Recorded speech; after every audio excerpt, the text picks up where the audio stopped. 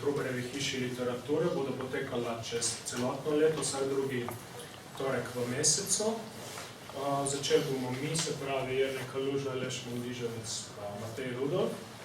Nadaljevali pa se bo z različnimi kolektivi, ki se ukvarjajo z zelo različnimi stvarmi, pač od umetnosti do literature, pa neke filozofije in teorije. Zdaj, naše vprašanje je, zakaj smo nekako začeli s to utopijo, bom samo na hiter rekel to, da lahko vidimo, da se v družbi okoli nas, pravi, da se dogaja pač nek čas ekonomske, socialne in politične krize. Hkrati so pa na vidiku tudi neke nove družbene utopije, ki jih velja premisliti.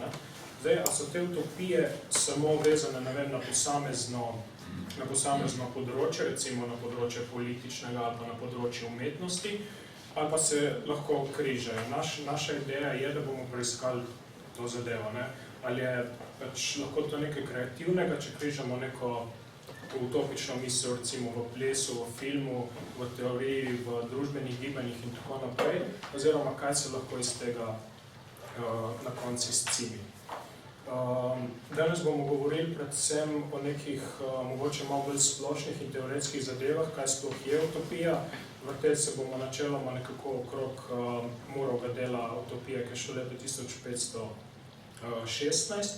Medtem ko bodo naslednje goste, se pravi naslednji torek in torek potem, oziroma mesec potem, se ukvarjali s stvarmi, ki jih bodo pripravili iz svojega specifičnega gledišča. Tako bo, naprimer, vas že zdaj lepo vabim, če bomo recimo mi zanimivi, pa dolgočasno naslednji dogodek siguren ne bo, ga bo organiziral kolektiv iz krožka Giptelo, ki se ukvarja s področjem izobraževanja na področju gledališke kritike in posebej pač postdramske, performativne in plesne aspekte sodobnih umetnosti, ki so velikokrat danes zapostavljene v primerjavi s klasičnim gledališkim uprizarjanjem.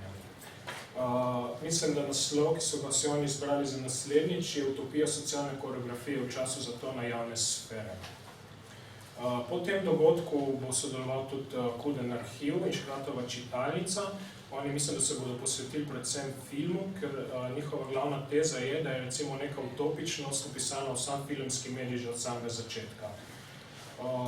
Kasneje bodo svoje delovanje, svoje misli o utopiji in sodobni umetnosti predstavili tudi revija Šum, ki bo preko nekega branja umetniških del se spraševala o utopijah v vizualni sodobni umetnosti.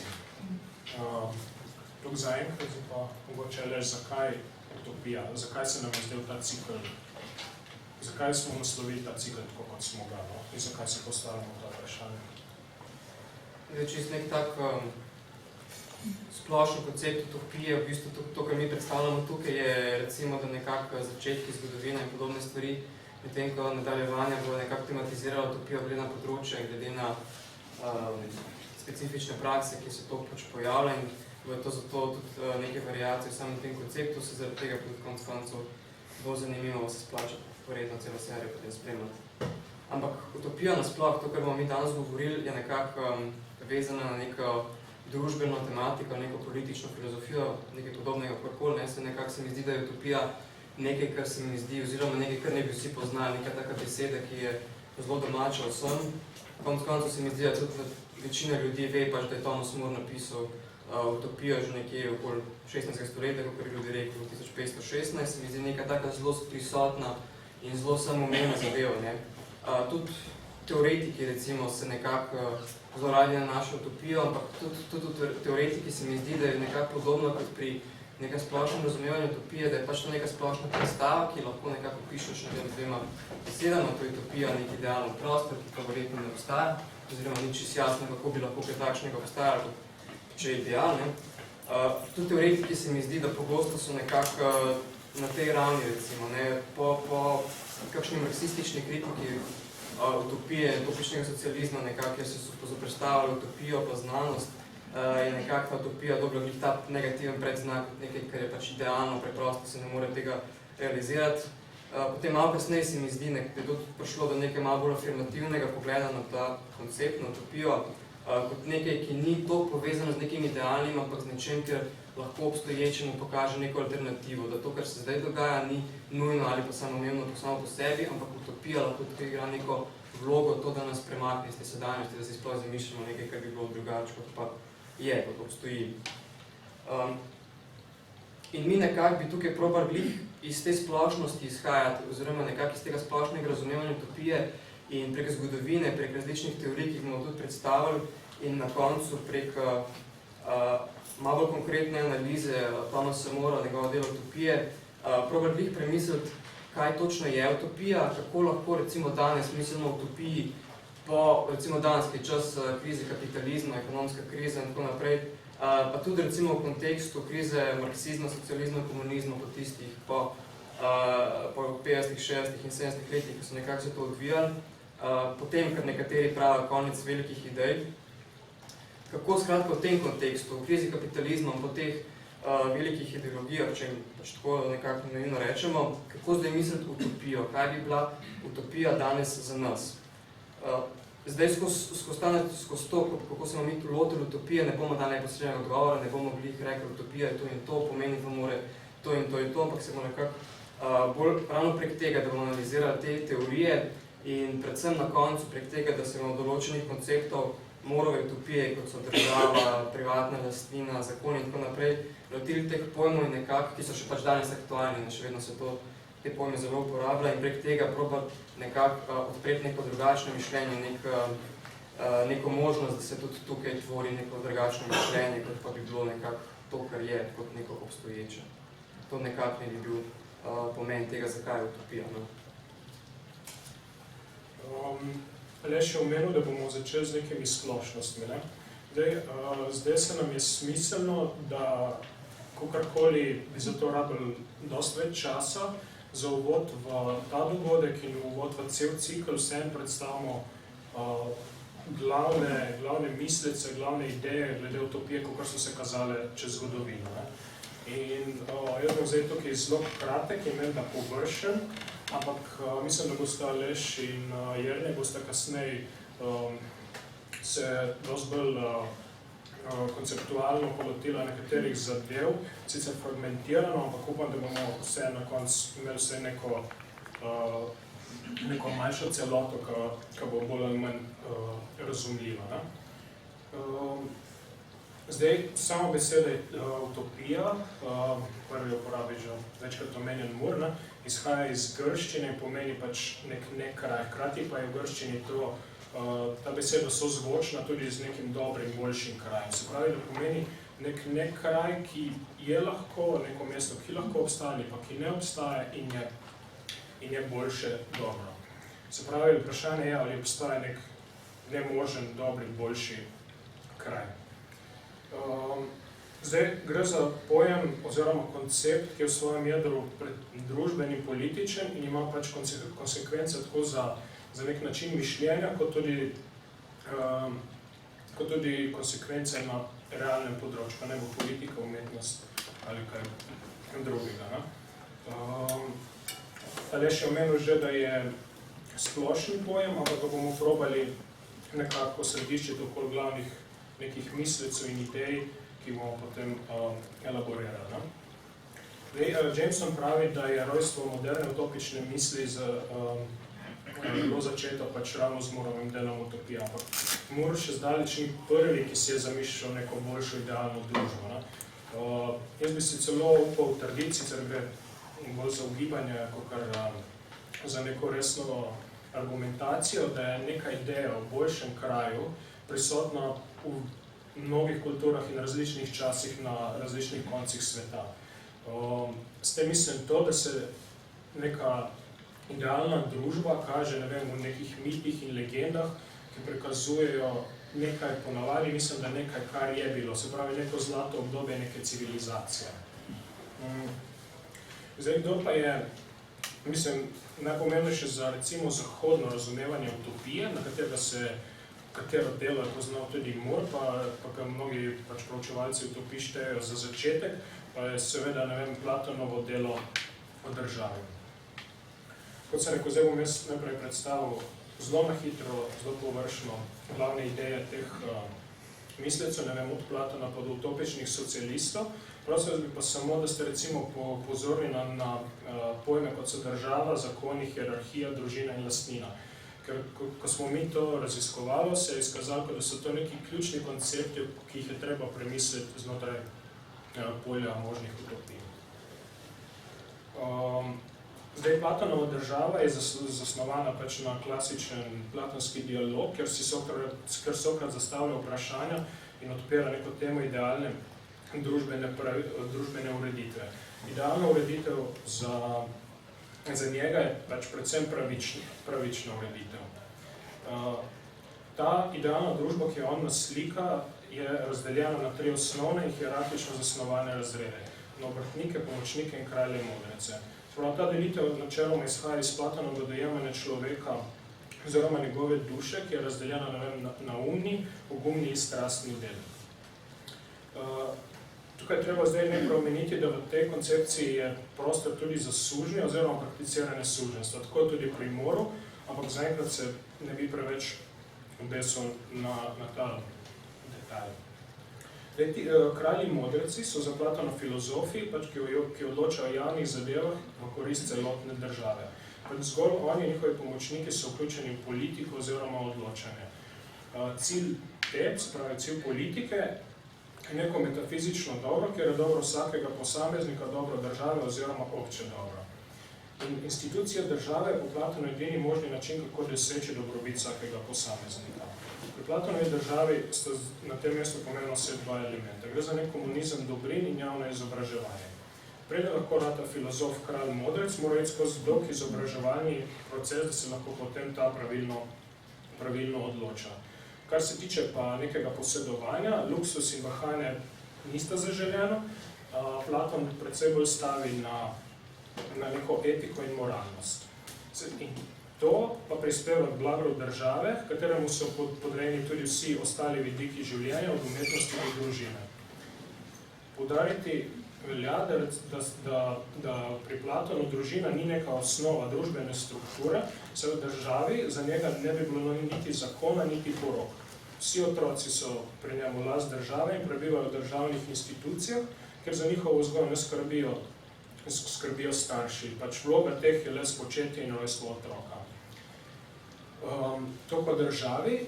Zdaj, drug poudarek pa je to, da se Platon kasneje v zakonih odvrne od takega ideala družbe, ker bi družbo vodili neki filozofi oziroma modrici, ampak pravi, da bi bilo boljše, če bi pač na mesto njih stopili neki zakoni, ki bi regulirali to družbo. Zdaj, to Platonovo idejo idealne družbe poberata tudi Cicero v svoji republiki in recimo Avguštin v Božjem mestu. Ona dva črpata iz njegove zasnove države in tudi drugih dialogih. Cicero piše o različnih načinih vladanja, od monarhije, aristokracije, demokracije in diktature. Ta koncept idealne države pri nam temelji na razumu in pravici, ker tisti, ki so naravno superiorni, po njegovem vladajo podrejeni. Avguštin pa na drugem koncu brani krščanstvo proti poganskim čaščenjem. On napada rimske poganske obrede in zagovarja krščanski način življenja. Ne naredi sicer specifičnega plana vladanja v idealni državi, ampak nasproti postavi 2 glavna principa. V mestu na zemlji je ljubezen do sebe pomembnejša kot ljubezen do Boga, medtem ko je v Božjem mestu ljubezen do Boga pred ljubeznijo do sebe. Tukaj bi zdaj naredil en skok nazaj in bi samo poudaril, da je pri zahodnem razumevanju ideologije zelo pomembna tudi, oziroma je zelo pomembno tudi judovsko-krščansko izročilo. Predvsem ideja raja, ki je pri krščanskih in judovskih tradicijah tista podstat, ki je vplivala na kasnejše utopično mišljenje. Spet, ideja raja je prisotna tudi v drugih tradicijah in kulturah, ampak mislim, da je na Zahodu skozi institucije dobila prav poseben pomen. Pri tej ideji gre za neko idealno stanje, ki je nekoč že bilo in enkrat spet verjetno bo. Ta misel je sicer prisotna v krščanstvu že pred krščanstvom kot neko etablirano religijo, pri raznih prerokih. Je pa tudi prihod boljšega sveta, recimo ta milenaristična misel posebej poudarjena pri Jezusu. Njega lahko, v neki mogoče malo gnostični varianti vidimo tudi kot kritika tedanjega družbenega stanja, ki hkrati pa tudi oriše in napove nek boljši svet in družbeno rekonstrukcijo. Zdaj, po Ciceru in Avguštinu je nekaj časa pač v zgodovini delov zapiše na področju utopij, seveda obstajajo neke ljudska izročila, v katerega se tukaj ne bi spuščal, medtem ko po Muru, recimo je spet nekih dobro stoletje, ni nekih del, ki bi bila tako pomembna, kot je bila Murova utopija, ampak se vseeno začnejo pojavljati nove koncepcije boljšega sveta, recimo Rebla, Montaigne, Andrej in tako naprej. Jaz bom tukaj omenil samo recimo Campanello, ki je svoje delo Mesto oziroma Državo Sonce napisal leta 1602, zakaj bom pa ravno njega omenil, bomo pa videli malo kasneje. Zdaj, njegova utopija je, tako kot je bila Murova, tudi navdahnjena s Platonovo državo. On sicer predstavlja teokratično družbo, kjer so dobrine, otroci in ženske skupno. V mestu, on si predstavlja neko mesto, ki ga obdaja 7 zidov in znotraj tega mesta so vsi poklici smatranja za enake, nobeden ni boljši ali slabši od drugega. Tukaj se on spusti polemiko z Aristotelom. Pri njemu so recimo tudi ti poklici, ki zahtevajo več truda, naprimer zidari, celo bolj hvaljeni. Hkrati pa Campanello ustraja na tem, da vsi delajo, sicer mislim, da celo določi, da delajo le 4 ure na dan, da vsi delajo, to je predvsem pomembno in noben ne sme biti len oziroma se izogibati delo, ker to posledično pomeni, da ima nekdo drug več dela. Meščani v tem mestu ne posedujejo ničesar in je vseh skupno, od hrane, hiš, znanja pa spet do otrok in žensk. On postavi neke nadzornike, ki skrbijo za pravično razporeditev dobrin, ampak nihče ne sme vzeti ničesar zase. Poudarja tudi pomen znanja, ki je odprto in javno dostopno vsem. Tukaj on si zelo zanimivo naslika, posebno naslika znanje. Ne gre za to, da bi bile neke knjige zaprte v knjižnicah, ampak prebivalci, kar so majhni otroci in tekajo po mestu, dobivajo znanje direktno iz nekih poslikav teh zidov, ki so v tem mestu. Poudarja spomin, ker ta omogoča, po njegovem omogoča neko evokativno in čustveno moč teh slik, pri katerih se prebivalci učijo. Naslednje delo, ki je bilo predvsem pomembno za razvoj utopistične misli, je recimo Baconova Nova Atlantida. Bacon piše Novo Atlantido v času znanstvene revolucije. V njej pokaže neko neomajno vero v moč znanosti in raziskovanja. Med klasične utopične teme, se pravi, ki sem jih že naštel, vključi znanstveno raziskovanje, ki bo pripomoglo k napredku in boljši družbeni ureditvi. Njegova ključna institucija v tem mestu je Salomonova hiša, ki je center znanja in skrbi za obče širjenje vednosti in razumevanja, ki so edini pogoj ne samo za napredek, ampak tudi za širjenje vednosti in razumevanja, ki sta posledično edina pogoja za doseganje sreče in boljšega življenja. To utopijo lahko poimenujemo za neko znanstveno utopijo. On sicer doda še nekatere religiozne ideje, ampak Bacon že nakaže neko sekularno smer, v katero so šli prihodnji pisci utopij. Če samo omenim, recimo za Bacona greh predstavlja človekova nevednost in revščina, medtem ko lahko z učenjem in znanjem v naravi, razumevanjem in obvladovanjem narave ta greh izničimo, oziroma človek zasede neko mesto suverene moči, ki jo ta ne bi že v principu imel na zemlji. Poudariti velja še to, da je znanje učenjakov v Salomonovi hiši oddaljeno od moči države. Recimo, ta nima monopola, da bi govorila znanstvenikom, kaj ne raziskujejo, o čem ne raziskujejo, ampak se znanstveniki celo sami se lahko odločajo, katero znanje bodo predstavili, katero pa ne, kaj bodo zadržali zase. To delo je Bacon napisal leta 1627, če nisem omenil. Tam sledi spet nek dolg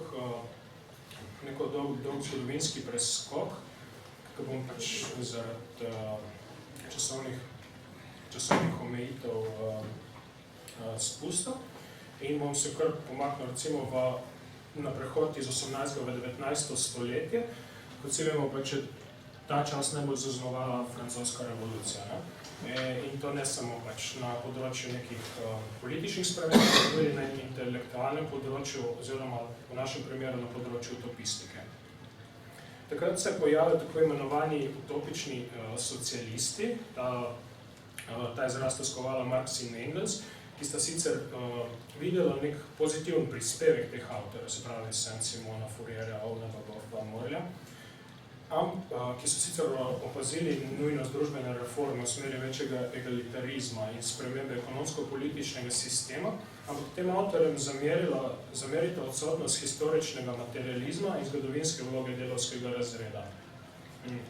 Tukaj tudi zdaj beseda utopistični dobi nekako malo negativen priznak. O Marxu pa mislim, da bo Aleš še kasneje kaj več rekel. Bi da samo omenil najprej tega Morlja, ki se v svojih delah ukvarjal z razmišljanjem o človekovi naravi in potrebi po spremenjanju družbene ureditve. Takrat je pač vladala velika cenzura in tudi zaradi tega straha pred cenzuro je on svoje dela napisal kot fikcije, ker pa zagovarja stališče, da so zelo slaba narava človeka, ne inherentni človeku samega, ampak so za to krive institucije, v katerih je bil človek socializiran.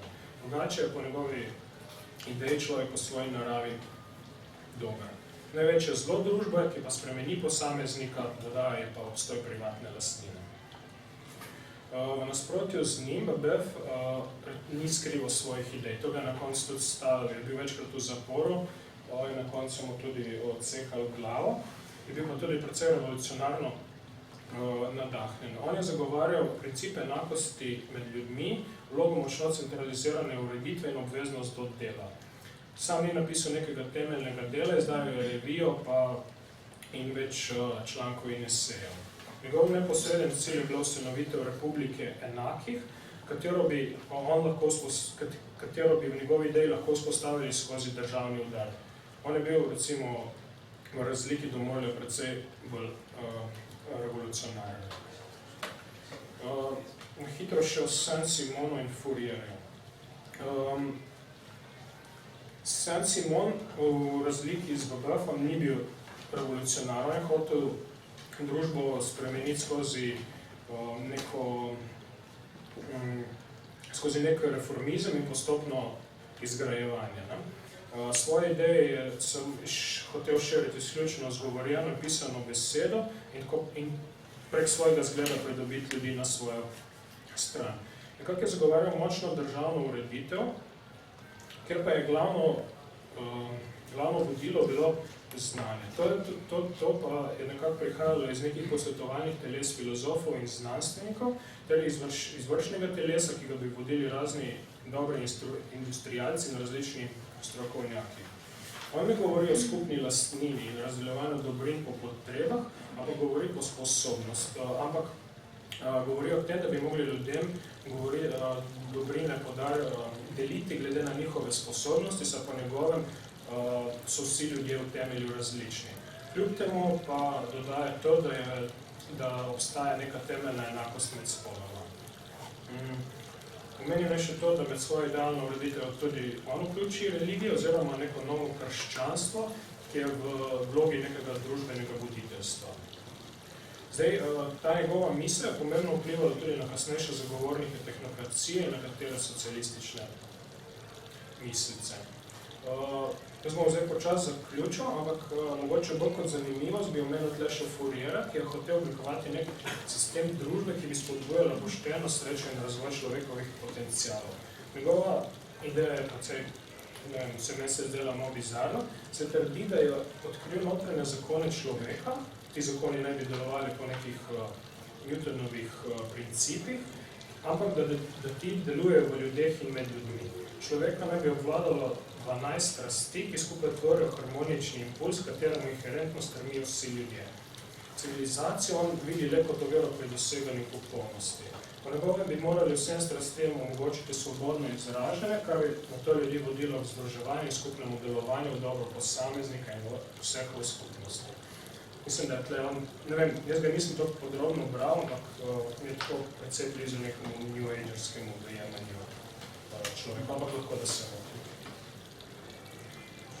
Ja, jaz bi mogoče dodal na tej točki, mislim, ne vem, če da tu iz tvoje predstavitve razvidno, ampak definitivno so bili eni taki momenti noter opazni, kakor sem se jaz tudi, sem se s tem zelo dosti ukvarjal, se pravi z zgodovino utopične misli, ampak se mi zdi, da se znotraj nje lahko opazijo dve deloma izključujoči in nasprotni tendenci, ker se lahko tudi pri istem avtorju pojavita obe tendenci, ampak nekako se mi zdi, da bi se dalo tako nekako te različne načine orientacije utopične misli določiti.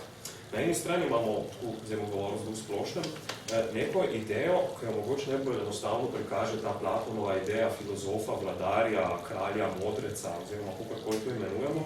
Se pravi idejo, da problem ni v sami neki strukturi vladanja, v tem, da eni vladajo drugim, temveč nasprotno samo v tem, da tisti, ki vladajo, niso modri, razumni, pravični, skratka, da vladajo napačni ljudje in da je tu glavni razlog, zakaj smo v nekem neutopičnem stanju.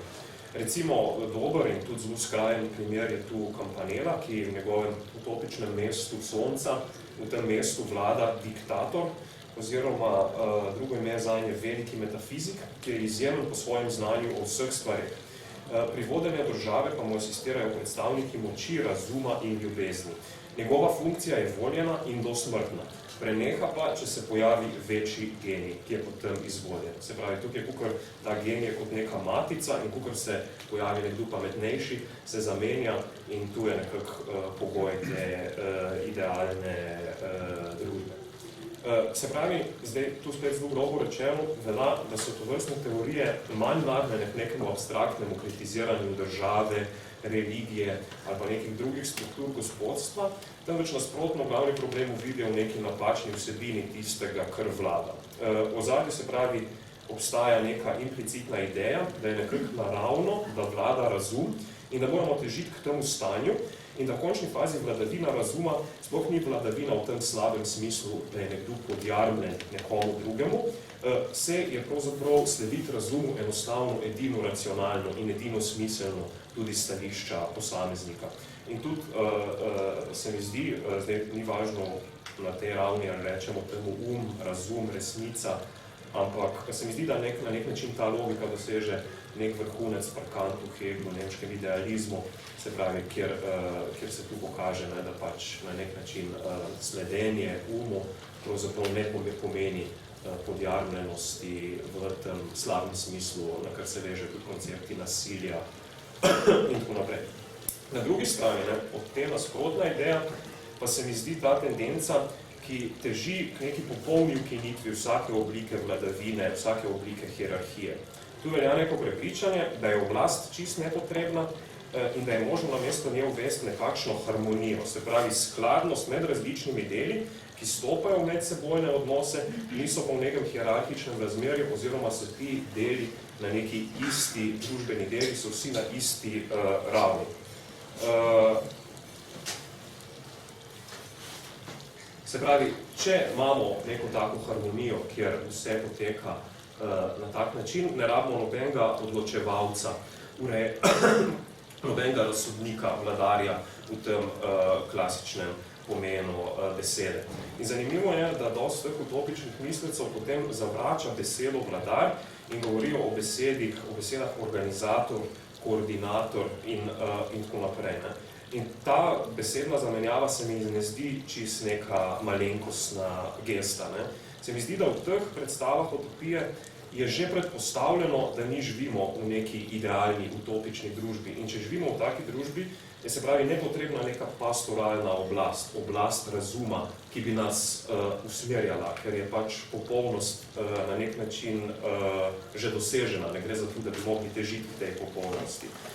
In se pravi, namesto vladarja dobimo neke skrbnike, ki pazijo na ohranjanje tega popolnega stanja. Namesto hierarhične strukture ukaza, dobimo neko idealno razporeditev odnosov, ki vsi potekajo na isti neki mrežni površini.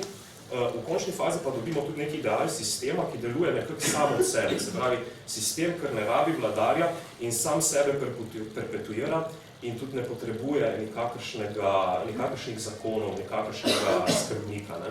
In zanimivo meni, da dostikrat utopiste jemljemo kot neko stranski trakt zgodovine, teorije, filozofije, misli, ampak se mi zdi, da v tem smislu je treba tudi poštevati, kako je recimo kapitalizem na nek način udejanjenje tega prav utopičnega ideala, se pravi ta ideja, da se sistem sam regulira, sam reproducira in samo nadzoruje. Se pravi ideja, da ne rabiš nobene zunanje instance, nobene države, da se tu, da nekako se naprej v prihodnost samega sebe tudi reproducira. Zanimivo je, da vsi dosti teh, recimo, utopičnih mislecev, ko so stavili na ta sistem, so dosti računali na tehnologijo, se pravi, mi rabimo samo nek program, družbeni program, nek idealen izračun družbenih razmerij, ne pa vladarja, ne? In so iskali bolj na tej ravni in so potem v tej tehnokratskosti videli neko obliko idealnega sistema in to je pač neka ironija zgodovine, ne? Kako se pač pol danes kaže, recimo, da je v bistvu pač ja, tudi danes nekako ta vladavina se kaže ni v tej mogoče obliki, v birokratski obliki, ne? Tu, ker so nekateri imeli za radikalno obliko nekega egalitarnega sistema, brez vladja in tako naprej. Rudi, imaš ti še kaj tukaj za dodati? Ja, mislim, ni bilo na ključi, da sem se jaz recimo ustavil po utopičnih socialistih. Pravi, takrat se začne potem tudi, ne vem, kapitalizem poskušeno razvijati. Hkrati pa je na delu tudi neka ideologija napredka. Nekateri avtori tam konca 19. stoletja, začetek 20. so celo pravi, da po teh utopistih ni več nobenega pravega možnega utopista. Njihova argumentacija gre v tem smislu, da se je neko spoznanje o družbenem razvoju in spreminjanju, pač družbene ureditve ponotranjalo. Ljudje se ne bi zavedali razvoja družbe skozi čas in kaj to za njih pomeni. Ampak kasnejši razvoj dogodkov, kot je rekel že Jernej, pač to trditev očitno postavila pač na laž, pač v današnjem času razvitka kapitalizma, kako je. Je pa res, da recimo po teh delih se pojavi ogromno novih utopij, tudi antiutopije, ki pa niso bile toliko dnevne, kakor so bile te klasične. Mogoče zdaj ena ključna razlika, samo ki bi omenil, je tukaj, da te klasične utopije so nekako slikajo to popolno družbo na nekem drugem koncu sveta, se pravi na nekem neodkriti zemlji, na nekem otoku, in tako naprej, medtem ko utopije po tem času se premaknejo nekam v prihodnost, nekaj, kar družba lahko doseže nekje v prihodnosti. Ni treba, ne vem, da je to nekje na nekem otoku, ampak lahko sami pridemo do tega. Hkrati po utopičnih socialistih vemo, da je pač tudi propad Pariške komune, je v tistem času nekako oslabila revolucionarni val in tudi nekako malo zamejila mišljenje utopij. Kar pa se potem, ne vem, po drugi svetovni vojni, predvsem z, ne vem, mogoče lahko menim Blocha, pa Marcuse in tako naprej, znova pojavi. Zdaj pa mislim, da bo še Aleš, ne bosta pa še iz drugih avtorjev 20. stoletja, ki so lahko pismo kot je. Ja, jaz bi se mogoče za trenutek kar vrnil k samemu Moru, pa kako on zasnuje to knjigo Utopija. Knjiga je razdeljena na dva dela. Prvi del je, ko tudi ta Mor, on kot lik nastopa v njem in sreča tam nekoga, ki naj bi bil na tem otoku v utopiji in tam poroča o tem otoku in tu se dogaja, se pravi, v tem našem svetu v Evropi in se pač nekako oni kregajo zdaj, kjer sistem je boljši, ali je dobro, da je privatna lastnina, ali boljš, da je o njih, kar je na utopiji in tako naprej.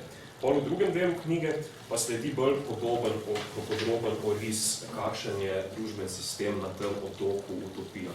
In kar je pri Moru zanimivo je, da on se pač nikoli ne loti vprašanja prehoda. Se pravi, kako bi bilo možno iz te današnje družbe priti v neko utopično družbo, ampak glih zato, ker o tem na nek način sploh ne govori, prav skozi dela izpostavlja ta problem. No, problem nemogoče, problem, kakšne poteze boš ti v tem svetu naredil, da boš prišel do tiste končne idealne ureditve. Ne? Ker recimo, konkreten primer, privatna lastnina. Ne?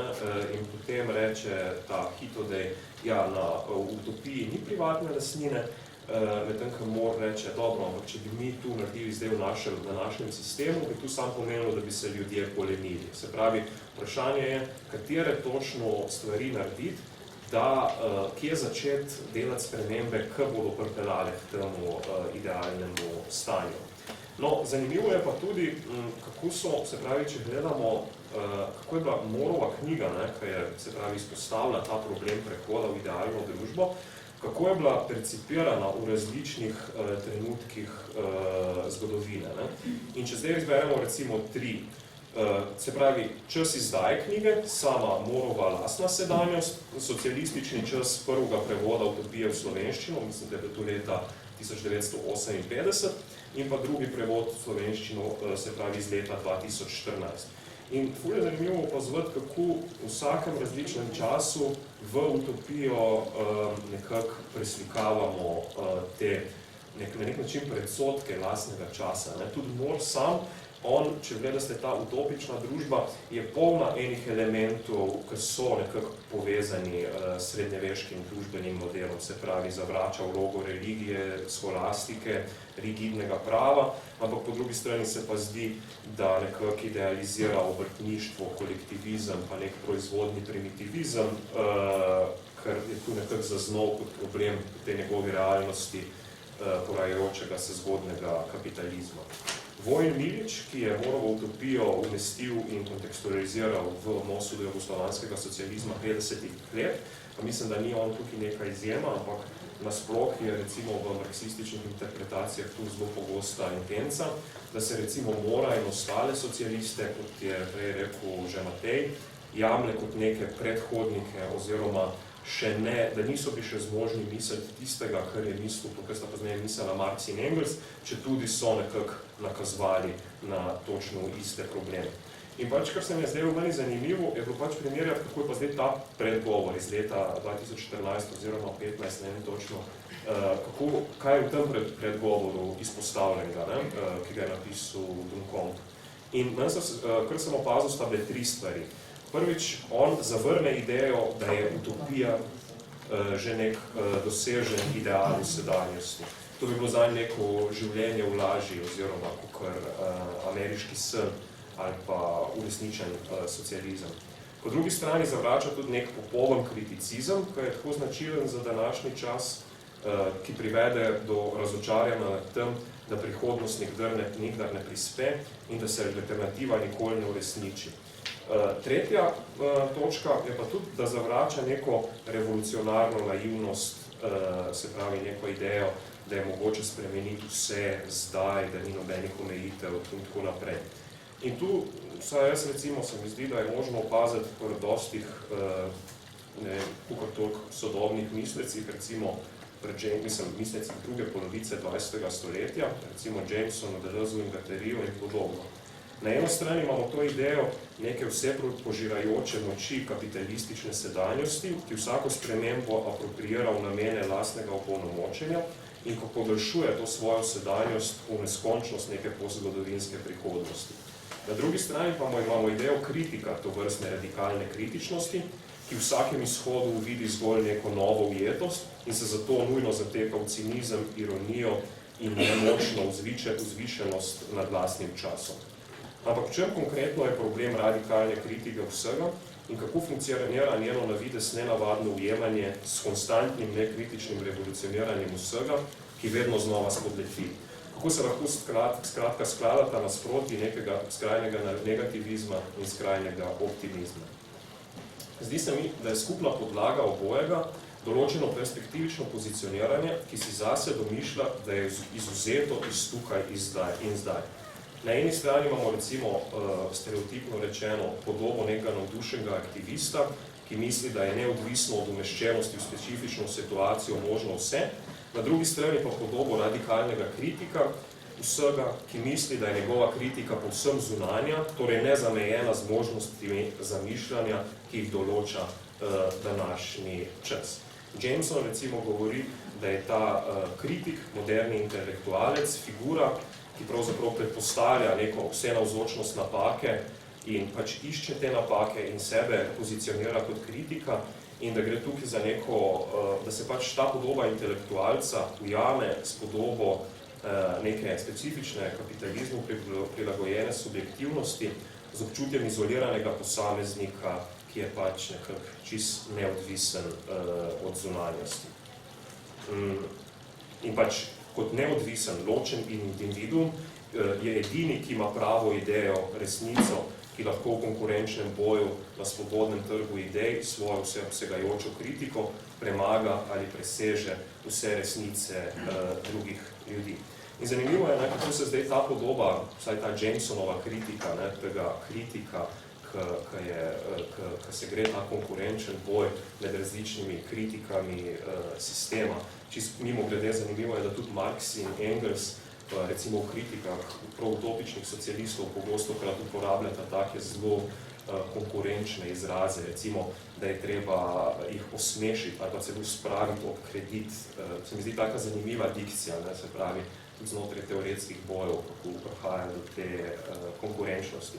Ampak zanimivo je, kako se podoba konkurenčne kritike, se pravi, se čisto ujema s to podobo nekega naivnega in nekritičnega aktivista, ki se v skrajnosti tudi izenači z neko podobo kreativnega dizajnerja, programerja ali vodjo marketinga, ki noče uvideti, da te njegove konstantno nove ideje o tem, kako narediti boljši svet, vedno znova apropriira kapital.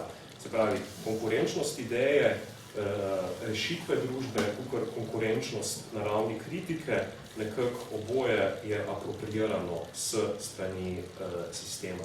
In ko sem skušal misliti, kaj je recimo v poznem kapitalizmu specifičnega, da pride do tega paradoksa, sem se skušal osredotočiti na koncept meje v razmerju do koncepta spremembe. Recimo v Morovi utopiji geografske lastnosti zasedajo zelo velik del celotne knjige. Utopija leži na samotnem otoku, polno je tistih čeri po morju, zelo težko je sploh priti v ta zaliv, se pravi, čisto je izolirana do zunanjosti. Tujci zelo težko pridejo vanjo. In tu nasploh je recimo zanimivo, zakaj se začetke civilizacije tako pogostokrat opredeljuje neko mestno obzidje, neka ločitev, utopična, se pravi prostorska ločitev od neke zunanjosti barbarstva. In v današnjem času se mi zdi ta poudarek na konceptu meje tako pomemben zato, ker se zdi, da pozni kapitalizem pogostokrat označuje ravno določena brezmejnost, oziroma zmožnost apropriiranja vsega, kar se pojavi onkraj njegovih meja. Marksova teza, da kapital teži k svoji zunanji meji svetovnega trga, je danes, sledeč Jamesonu, veliko manj abstraktna. Je drugo ime za situacijo končne krize, označuje konceptualno realnost, s katero ne teorija, ne kultura ne moreta več odlašati. Se pravi, ta brezmejnost je tista, ki obenem onemogoča obe zgoraj omenjeni alternativi. Tako neko kritično pozicioniranje v zunanjost družbe, kot tudi neko možnost spremembe od znotraj. Recimo, če gledamo Marxa in Engelsa v komunističnem manifestu, ona dva razdelista napačne predstave teh utopičnih socialistov ravno v relaciji do tega koncepta meje. Saj zdi se mi, da bi se dalo tu tako pokazati. Najprej kritizira sta te utopične socialiste, ker recimo ustvarjajo neke nove Jeruzaleme, mislim, da uporablja sta dikcijo, oziroma se pravi neke idealizirane otočke znotraj tega sveta, se pravi neke komune in podobne modele družbe, ampak te komune so v svoji zunanjosti, v razmerju s svojo zunanjostjo še zmer v kapitalističnih odnosih in so, citiram, odvisne od človekoljubja meščanskih src in mošničkov. Nemogoče se torej nekako izolirati, se so odnos te izolirane odnote do zunanjosti, pa je tisti, ki ostaja problematičen. Ampak po drugi strani pa tudi ful kritizira sta tu, čemu reče sta malomeščanski socializem, se pravi idejo, da je mogoče sistem enostavno spremeniti od znotraj na način, da ti poveš resnico, da sam poveš, kakšna bi bila idealna družba in sploh ne upoštevaš, da v tem svetu obstaja konkreten interes, ki je proti temu, da bi se ta ideja družbe realizirala. Se pravi, ne bo dovolj sam kapitalistom povedati, da bi bila enakost bolj dobra od neenakosti. Pač utopično si je zamišljati, da bo samo posredovanje neke resnice dovolj za neko družbeno spremembo. In pač zdi se mi, da je mogoče tudi razredni boj jemati kot neko specifično topološko obliko rešitve te problematike meje. Razredni boj označuje paradoksno postavitev sistemu notranje razmejitve, se pravi, gre za razdelitev med delavskim razredom in razredom kapitalistov, ampak ta razdelitev se nikoli ne sme izolirati v nekem dejanskem geografskem smislu, denimo socializem, komunizem v eni državi. In mora težiti k nekemu univerzalizmu, k recimo delavskem internacionalizmu in tako naprej. Seveda pa je problem te notranje razmejitve, ki teži k univerzalnosti v tem, da zaradi tega tudi ta projekt ni tako zelo preprost, da se zahteva postavitev meje ravno na mestu, kjer vlada v kapitalizmu najbolj trdna povezanost, se pravi in tudi najbolj določujoča socialna vez med kapitalistom in delavcem, obenem pa se zahteva vzpostavitev povezave ravno tam, kjer vlada zaradi načela konkurenčnosti in drugih razlogov največja razmejitev, se pravi med posameznimi izoliranimi delavci. Tako. Ja, jaz bi se lotil v bistvu nekako istega problema, o katerem je ne govoril, ampak mogoče malo drugačne strani.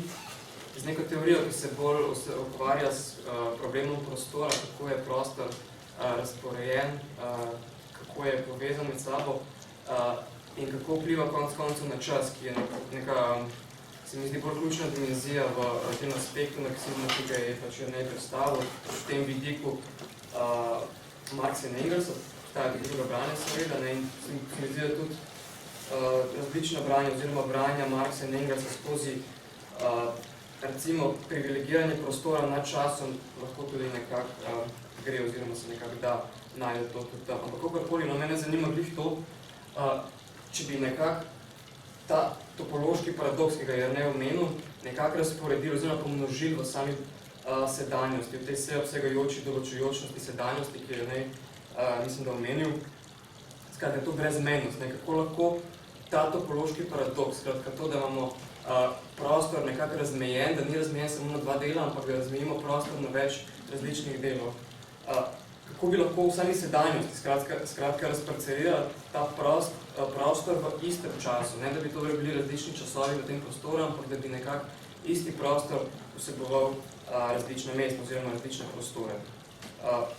Kaj je skratka, če prostor ni povsem zmagal, če tudi je premagal čas v tisti klasični interpretaciji, ki jo ne predstavil, in njegove tri dimenzije, ki so namreč tri dimenzije času, ki so strnjene v eno samo, ki je sedanjost. Skratka, kaj, če to razbijemo in s konceptom prostora in tudi s tem nekako podvomimo sam prostor, da ni homogen, podrejen času, ampak da je nekako sam že heterogen, da ni homogen, da ni nekako tisti, ki bi sam sebe obvladoval oziroma ki bi ga čas nekako poenotil v neko lepo celoto. Rečeno drugače, ta vse obsegajoča sedanjost kapitalizma ne pomeni nič drugega kot verovan in v njegovo vse mogočno večjo funkcioniranje. Kapitalizem je pač vse povsod, v vsakem kraju je tista glavna stvar, ki nas določa, kako delujemo. Nikamor ne moremo pač prepraviti, da nas ne bi določalo to ustavitev razmerje med delom in kapitalom. Ampak če nismo tako verujoči na ta način v neko božansko vseprisotnost kapitalistično-ekonomskih produkcijskih odnosov, med ljudmi, na sezadnje tudi med ljudmi in stvarmi, to se mi zdi, tukaj ni take velike razlike v tem kontekstu, potem lahko po mojem mnenju najdemo recimo temu zaenkrat posamezne otočke v tem prostoru in mimogrede, tukaj bi še enkrat poudaril, tukaj že nekako omenil, da je moral utopija otok in to ima dejansko tudi ta geografska specifika pomembno pomembne konsekvence za samo politično in družbeno ureditev tega prostora, katero bomo malo kasneje več povedali. Skratka, če lahko najdemo neke otočke, kjer pač teh kapitalističnih odnosov ni. In tukaj kapitalizma ne bi več bilo, oziroma kjer ne bi bil upeljan, oziroma nas ne bi določil tako zelo, oziroma ne na ta način, če parafraziram Michela Foucaulta in njegovo strategijo boja proti oblasti. Skratka, tam, kjer imajo druga razmerja večjo moč in so zato kvalitativno drugačna, ker niso pač primarno kapitalistična, tukaj po mojem lahko naletimo na neki drugačen, izmaknjen oziroma dislociran prostor. Prostor, ki ni več del homogenega družbenega telesa in njegove vsegajoče večne sedanjosti. Zdaj, koncept družbenega telesa oziroma družba kot telo, ta metafora ni toliko naključna. To je kar nekako tak velik koncept, ki se nekako spostavi v srednjem veku, oziroma politična teologija srednjega veka. To je bila zelo priljubljena metafora za vzpostavljanje predvsem ohranjenega družbenega reda. Sprva je bilo to nekako povsem teološko, kasneje se je to nekako prevesel, čistko spontano se mi zdi na bolj desakraliziran red, ki je bil kralj Pemst in tako naprej.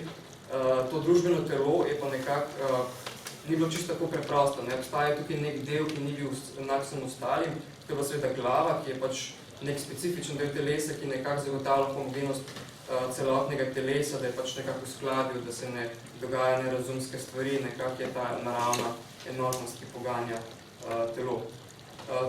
To funkcijo je skratka upravljal, če to metaforo zdaj prenesemo na politično filozofijo, je upravljal kralj v zgodnjem srednjeveku, kasneje pa plemstvo in viteštvo, ampak to ni to pomembno v tem primeru. V vsakem primeru pa je najbolj pomembno to, da gre za res priljubljeno neprestano uporabljeno metaforo, kjer je človeško telo postavljeno kot nek model za mišljenje družbene enotnosti, neka fiziološka homogenost človeškega telesa, ki pomeni neko spiritualno povezanost družbenega telesa, ki pač zagotovi, kot rečeno, glava. Ampak kaj, če zavrnemo zdaj to metaforo, oziroma to prispodobo družbenega telesa kot človeškega telesa, če se ne zadovoljimo več s tem? Tudi tukaj se mi zdi, kot prej pridemo čisto do istega vprašanja, ker je pač preprosto to, kakšno telo lahko najdemo, oziroma kakšno prostor lahko najdemo. A obstaja nek prostor, ki ne bi bil homogen in homologno temu, a lahko obstaja telo, ki ni na ta način homogeno, ki ni človeški organizem. Moje telo je mesto brez zatočišča, na katerega sem obsojen, pravi Michel Foucault, po takšnem razumevanju besede telo, ki tudi mimogrede tudi danes nekako se ne moremo izgubiti te metafore tudi v političnih in po mojem mnenju tudi v umetniških praksah. Ne moramo se izmuzniti fiziološki podobi v temu načelu homo mensura na nek način. Z mojo telesom sem, citiram spet Foucaulta, nepopravljivo tukaj in nikoli druge. Skratka, fiksiran na nek specifičen prostor, vedno sem tukaj, vedno sem zdaj, vedno sem tukaj, ker moram biti. Ne? In to je nekako telo tisto, ki zagotavlja to. Zato je moje telo nekako nasprotje utopije, saj sem obsojen na prostor telesa in v tem kontekstu absolutna anti-utopija. Glede na telo nikjer ne moramo biti nikoli kje druge, pač vedno sem moje telo. Ta neizprostna topičnost, kot tudi pravi Foucault, je nekakšna mreža, ja on temu pravi, ampak to imamo mogoče malo kompleksen izraz, ker je samo za neko entiteto, pre katere čutimo, govorimo, gledamo in na vse zadnje smo tudi sami ogovorjeni, tudi sami nas gledajo prek našega telesa. In kje bi v takšnem razumevanju, točno v tem, kot telo kot neka čista topika, kot čist prostor, katerega smo omejeni, kako bi nekako se lahko rešili tega? Kaj bi bila tukaj utopija, če je pač sam prostor, samo telo anti-utopija? In tukaj Foucault najde neko zelo zanimivo zadevo, pač tisti, ki nekako bolj poznate Foucaulta, veste kakšen odnos do tega. Tukaj on najde utopijo, glede na telo, samo dušo. Duša je tista, ki je netelesna, telesnost, dušo sem nekako telo, ampak je netelesna stvar, ki je ujeta v telo istočasno, pač se ne more nikoli reducirati na telo, ne, to je tudi velika tematika moderne filozofije dalje. Ampak Foucault na vse zadnje tukaj nekako obrne perspektivo. Duša ni preprosto utopija, ki kot spiritualno netelesna da telesu potrebno kohezivnost, podobno kot glava kralja nekako določa in povezuje celotno telo. če ne bi mu dala kohezivnost, ta duša telesu, potem pomeni, da neko telo potrebuje to kohezivnost. Skratka, da obstaja neko realno telo, ki ga ta duša nekako spregleda, oziroma ki ga s tem, ko govorimo o duši, lih spregledamo, ne moramo nekako videti tega telesa, ki ga more duša kot neka utopija poenotiti v neko homogeno celoto. In podobno kot tako duša, kot srednjeveško teološko družbeno telo, imata prav to funkcijo poenotenja, ki zakriva ta realni problem realnega telesa, ki je nehomogeno telo. Ampak utopija ga ne izniči in o tem priča tudi protislovja feudalizma s svojim pojavom viteštva, cehovske produkcije, razvoja trgovske buržoazije, nazadnje tudi industrijskega proletariata, ko pač pride do preobrata v kapitalizem. Utopije se ne obrnejo preprosto proti realnemu telesu, primarno so rojene iz tega nehomogenega telesa, pravi Foucault. Tako da niso realno telo, pač pa spiritualno netelesna funkcija. Skratka, duša ni samo neko stanje, ni to utopija, kot je pa neka funkcija, ki pa zdaj poenoti to realno nehomogeno telo. In zdi se mi, da bi v bistvu lahko povsem isto trdili za topičnost kapitalizma v tem kontekstu, ki je bilo prej govora. Je absolutna topičnost, to da ne kot realno telo, ampak kot ta funkcija, ki jo namesto srednjeveških duhovnikov in kasneje kraljevskega dvora, to, kar popravljajo tako imenovani izuzeti kritiki, ki jih v bistvu Jernej prej zelo lepo opisal, se mi zdi nekako gre tukaj za čisto isto stvar. Ti kritike nekako se izuzamejo svoje lastno mesto, svoje lastno telo, se postavijo na pozicijo duše, neko spiritualno, netelesno pozicijo Heglovsko lepe duše. In če Jernej prej rekel, da je to nekakšna vzvišenost nad lastnim časom, bi tukaj lahko dodali, da gre tudi za vzvišenost nad lastnim prostorom, oziroma nad lastno umestitvijo, nad lastnim telesom na nek način. In te kritiki so zato utopične duše, ki pobegnejo realnemu telesu in v svoji kritični drži pravzaprav s to teorijo, ki jo zagovarjajo, s tem, kar kritizirajo, v bistvu šele poenotijo. Pač tisto, kar sami kritizirajo, tisti v bistvu ustvarjajo. Če je za nek kapitalizem nek vseobsegajoč sistem, je v bistvu zato, ker se oni sami izuzamejo tega in jih vidijo kot tako. Skratka, oni so tisti, ki ustvarjajo z te pozicije duše neko vseobsegajočo to sedajnost, kateri pač smo začeli, oziroma ki je neomenil. In nekako, če pač recimo jaz nočem biti glih taka lepa duša, no in ne bi bil velik izuzet kritik, in da se nočemo postaviti v tako zunanjost, ki je lepa duša, lahko nekako postavimo tudi neko drugo teorijo, neko drugo alternativo, oziroma neko drugo možnost temu. Zadostuje, da sem telo, da bi bil utopija, pravi Foucault v tem primeru. Skratka, ni treba, da sem duša, da sem na ta način utopija. Zadostuje, da sem že samo telo. In zadostuje, da sem na samem kapitalizmu, da sem del njegovega prostora, ki ni več homogen prostor absolutne topičnosti, pač pa razparceliran prostor telesa družbe, kjer ne obstaja več homologija med človeškim telesom, ki je nek enoten organizem, in da nismo v kapitalizmu zunanji, ampak smo lahko v njegovi sami notranjosti, v nekih specifičnih mestih, specifičnih prostorih, lahko najdemo tukaj neko nekapitalističnost, neko drugo možnost. In če spet citiram malo Foucaulta, take lepe poetične stavke, telo je ničelna točka sveta, tam, kjer se poti in prostori križajo, ni telo nikjer. Je v osrčju sveta, ta mali utopični vozel, odkoder jaz sanjam, govorim. Konec citata.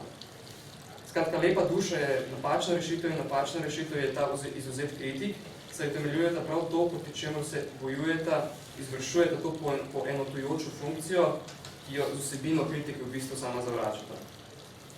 Dejansko to realno telo, o katerem sem govoril, je pač razparcelirano na več različnih prostorov, ni homogen prostor, ki bi vedno bili tu, kjer pač preprosto smo, ker smo pač preprosto prisotni neposredno. Ko nekako zapustimo to verovanje izuzetega kritika, telo postane ta ničelna točka, o kateri govori Foucault, ki je kapitalizem pač ne more povsem poenotiti, ne more povsem homogenizirati v neko totalno celoto.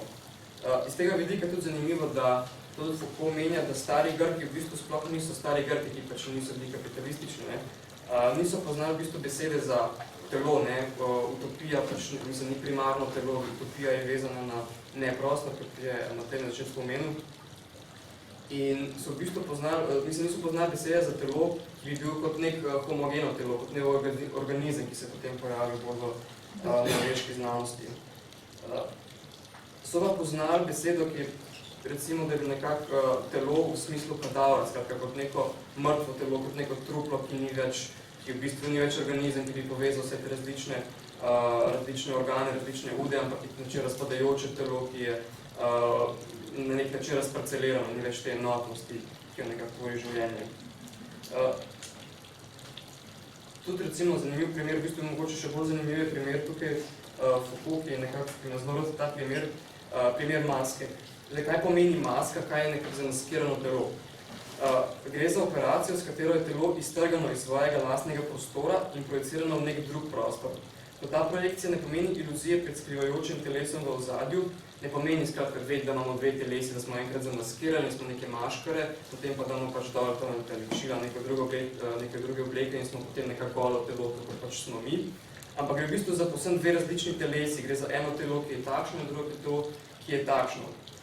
Ni neke iluzije, da bi se pretvajali, pač res smo tiste maske takrat, ampak za to masko v bistvu ni ničesar, ni golega pravega telesa, ampak samo več različnih teles in isto bi lahko rekla, da gre za več različnih prostorov. Tako da dejansko ne obstaja z tega vidika golo telo, niti ne obstaja, tako kot ne obstaja in prav na isti način goli kapitalizem. Zamaskirano telo kapitalističnega družbenega sistema, ki dejansko ni primarno kapitalistično, kot nek utopični otoček, ki je znotraj zunaj kapitalistične sedanjosti, prav tak način, ko sem prej govoril, lahko recimo vidimo v današnjih tako imenovanih dead malls. To so pač prevod bi bil mrtvi nakupovalni centri. To so pač te ameriški shopping malls, to ni čista slovenska BTC scena ali pa kakšen Supernova, kaj podobnega. To je v bistvu zelo tako nekak bigger scale, pač veliko večja raven vse to. Recimo ameriški shopping malls imajo nekako tisti tam malo večji, malo boljši, so imeli tudi 100 in več trgovin, poskrbeli so v bistvu za vse doživetje. Tja niso šli ljudje pač kupovati neke produkte, ampak so šli na celotno doživetje, so bili neke, ne vem, so to trgovine ali kakorkoli, kjer so bili pač neki piknik izkušnje, lahko si tja pelil otroke, pa si šel v kino, pa si šel potem ne vem kaj še vse, skratka, v bistvu je bilo celo doživetje dneva, tam to, ker greš lahko v park, greš lahko tudi v shopping malls. In to je nekako zelo pomembno, recimo tudi, da se zavedate, kakšnega merila je, če se mogoče spomnite kakšnih filmov iz 80-ih pa 90-ih, je bila neka taka ful dobra, oziroma neka res pogosta scena, ko so v teh akcijskih filmih se lovili z avti po shopping malls. Pač dejansko to ni bilo izmišljeno z tega vidika, ki so bili res tudi veliki in se da pač loviti z avti. Na pol, recimo Blues Brothers, če se spomnite, ki so nekako pač na pol pojali po teh shopping mallsih. Skratka, takšen nivo je bil to, pač res je bila neka hiperpotrošnja takrat. Ampak nekako se v zadnjih 15 letih se je to dosti spremenil, te veliki shopping malls so začeli propadati, čisto iz nekih takih razlogov, ki pač ne bi preveč analiziral, samo menil bi recimo to spletno nakupovanje in nekako ne daje več razloga, da greš v trgovino ali v shopping mall.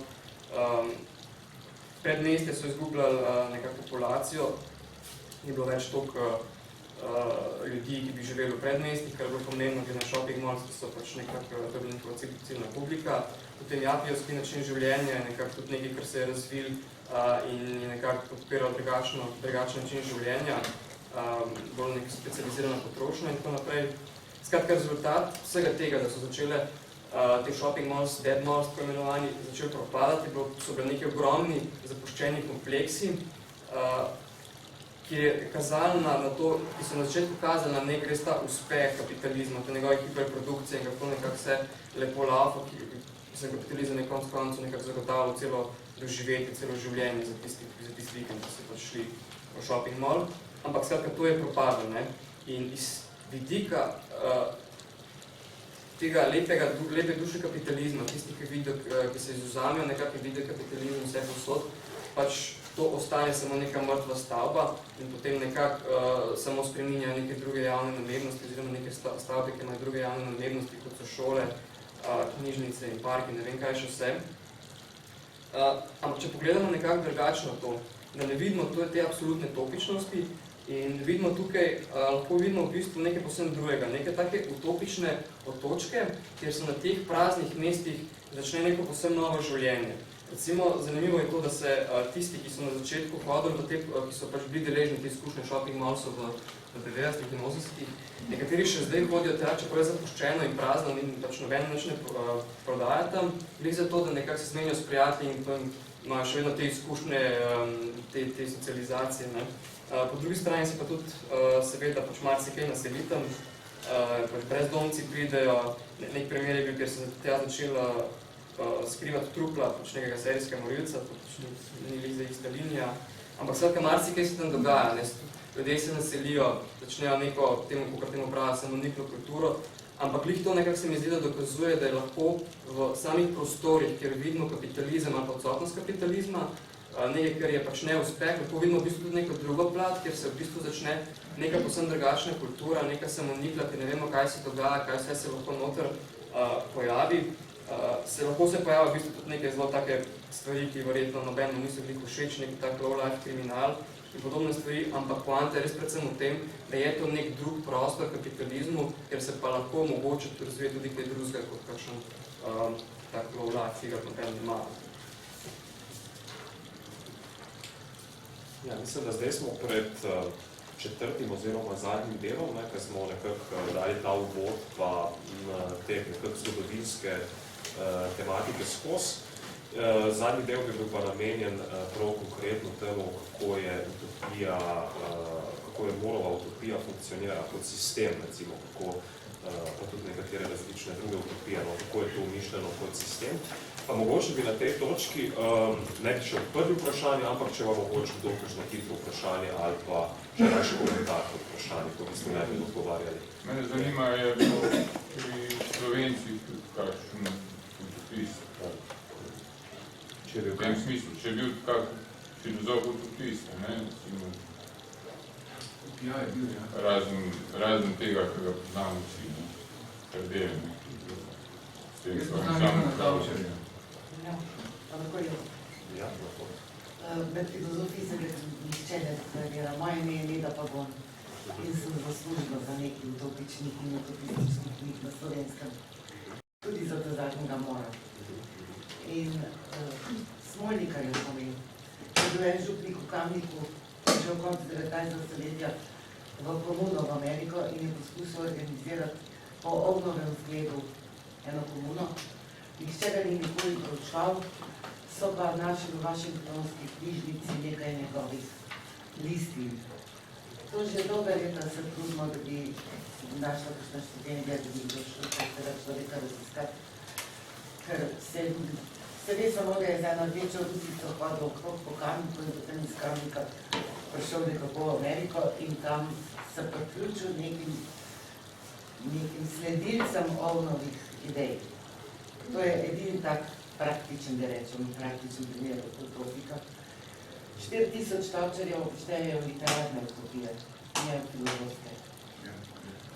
In na naši založbi Studija komunikacije pripravljamo zbornik in tudi simpozije o utopijah in vam lahko povem, da je zelo veliko zanimanja med slovenskimi misleci, intelektualci, ali kako se jim pač reče. Veliko iz področja filozofije, zelo malo iz področja literature. Literarna teorija je šla čisto do smislu, očitno je ta literarna zgodovina slovenska. In zelo najmanj, kar je pa najbolj problematično, pa na področju urbanizma in arhitekture.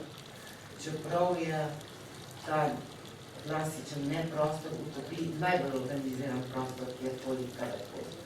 In je temeljna določilnica vseh urbanističnih projektov in arhitektur in nisem našla enega na Slovenskem, ki bi o tem popisal. Potem se je nekdo okorajžil in mu še ni znano, da je stvar ni objavljiva.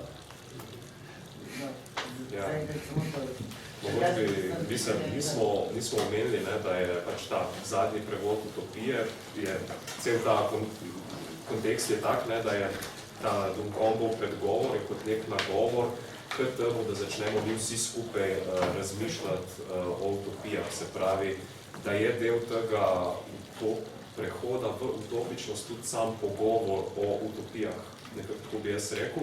Se pravi, tudi mi smo recimo, ne zdaj konkretno ta dogodek, ampak deloma pač smo povezani s tem projektom, se pravi, nekako je ideja o tej ponovni obuditvi in razširitvi aktualizaciji govora o utopijah. Zdaj pa mogoče bi še kar še res... Jaz se vam hodila eksplicitno zahvaliti, da končno nekdo resno se začenja ukvarjati z raznovo in znanstveno strogostjo. Mogoče moram pač povedati, da ni bilo lahko se vedno ukvarjati z utopijo. Je bilo potrebno, zdaj to še toliko jasneje se vidi, prejeti določene distance do marksizma. Dokler smo, marksizem sam je imel težave govoriti o utopijah, ali pa kritično, ali pa apologetsko. Vse je bilo nezdravstveno in vsakokrat mi bilo težko. In šele zdaj z te nove distance do postmodernističnih, to ne rečem rado, ampak do novejših marksističnih teorij se da tudi z utopijami ukvarjati resno, ne da bi se to prilepil delek, da se ukvarjal s nekim stranskim rokavom ali z nekimi idealnimi državami. Jaz bi samo še to povedala, to letošnji izid je prvi izid v slovenščini obeh delov Morove knjige. Prej enkrat je pa že išla druga knjiga, v prevodu, ki v primariborskih obzorih, enkrat v 60 letih, točno ne vem, Košak je naredil en prevod, ki je bil še močno pod vplivom socialnih, demokratskih idej in tako naprej, ni bil še zgodovinsko veren. Torej, zdaj kolega Gradišnik naredil res dober prevod, odličen prevod in je prvič tako, da imam tale. Gospod Danko se bo v Ameriki zamislil odprto utopijo in je naredil spletno stran na tej zadevi in je propadil zelo. Nihče ni se ujavljal na to odprto utopijo in sem jaz to pokal plagirala, oziroma s gospodom se dogovorila, da bomo mišli v isto varianto odprto utopijo. Tudi v več kot 6 mesecih nismo dobili niti en podpis na odprto stran odprto utopijo. Kar tudi kaj pove, vendar je to, da ste vi organizirali tak večer in da mi organiziramo simpozij in tako naprej, ni to znamenje novega, ne vem če, utopizma, recimo novih alternativnih želja. Mogoče zanimivo je prav v tem kontekstu, ker smo tudi mi probali, ker smo brali Mora dosti podrobno, da res ne gre samo za neko zgodovinsko kurioziteto, pa dostakrat se mu očita, da je nekako ta njegov sistem, družbeni sistem, da je nesistematičen, da ni neke koherentne logike za njim, ampak da je nekako, da so eklektično nabrani različni idealni elementi. Ampak vsaj nam se je zdelo, če grem zdaj kar čisto na ta zadnji del še, se pravi, da se še hitro lotimo same strukture utopije, kako to funkcionira, da imamo dve vrhovni tendenci, ki usmerjata nadalje te posamezne druge značilnosti utopične družbe. Na eni strani je to ideja, da mora biti dobro za vse, ideja družbene harmonije in egalitarnosti. Na drugi strani imamo pa neko zavračanje odtujenega pravnega režima, se pravi minimalno zakonov, in zavračanje od ljudstva odtujene oblasti. In zdi se, da je v ozadju prisotna neka teza, ki je kasneje mogoče najbolj razvita pri Nietzscheju, ki poveže oba elementa med sabo.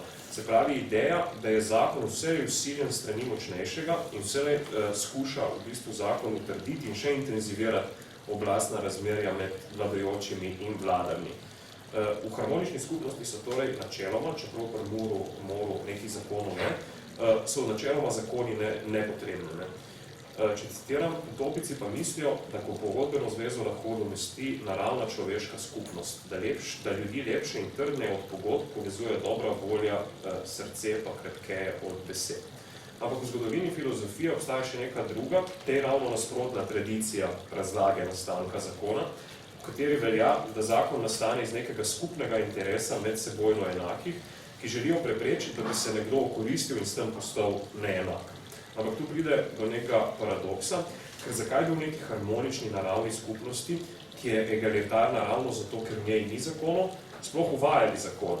Zakaj bi rečeno z Derridajem sploh podvajali, zapisali tisto, kar je tako ali tako že samoumevno in že deluje. In utopici so glede tega jasno opredeljeni, se pravi, zakoni načeloma niso v redu, ker nas je nekako povezala že narava, oziroma neko to grobo idejo naravnih brezčasnih pravil skupnosti. In mogoče, zanimivo je, da pač nekaj malega zakonov v utopiji vseeno je. In ti zakoni pa niso zakoni, ki bi recimo podvajali nekaj, kar bi bilo že samoumevno, ker tu pač rečemo, da so tu navade, pa kakorkoli bi temu rekli, neko spontano spoštovanje pravil. Imamo pa zakone, ki striktno kaznujejo odklone. Se pravi, neke odklone, ki bi iz tega idealnega stanja zapeljali v neko neidealno stanje. In recimo, ful je striktni zakoni glede seksualnosti, glede, se pravi, družina mora biti monogamna, če kdo vara partnerja, to so zelo krute kazni. Se pravi, zanimivo, kako je ta nek odklon od tega ustaljenih navad, kako se hudo kaznuje. Na drugi strani, še en skupek zakonov, ki povsemo obstajajo, se pa tičejo, zmeraj, da pridejo utopici do nekega stika z zunanjostjo. Se pravi, če neko ljudstvo tam po morju okrog jim teži, pol se je treba tle obnašati na nek drugačen, izreden način, ki jih uravnavajo neki zakoni. V samem tem običajnem stanju pa so načeloma nepotrebni. In mogoče nadaljeval.